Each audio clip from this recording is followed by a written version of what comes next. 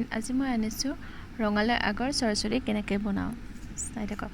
এয়া মই কাটি থৈ লৈছোঁ। এয়া আলু কাটি লৈছোঁ, বিলাহী, পিঁয়াজ, আদা, নহৰু আৰু সৰিয়হ, জলকীয়া আৰু জিৰা, এইখিনি মই ৰেডি কৰি লৈছোঁ। এতিয়া মই এইখিনি পেষ্ট বনাই ল'লোঁ, আদা, নহৰু, জিৰা।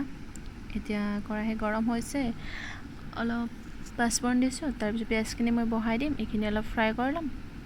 চাই থাকক কেনেকৈ বনাই থাকোঁ।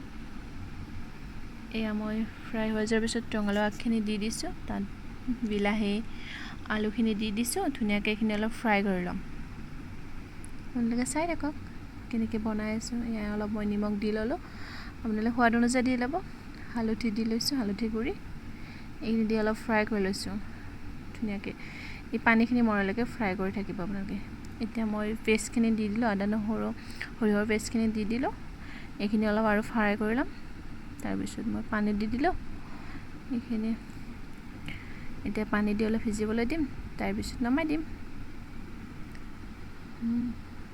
এইখিনি মোৰ হ'বই আৰু মোটামুটি। আপোনালোকে ট্ৰাই কৰি চাবচোন ঘৰত কেনেকুৱা লাগে।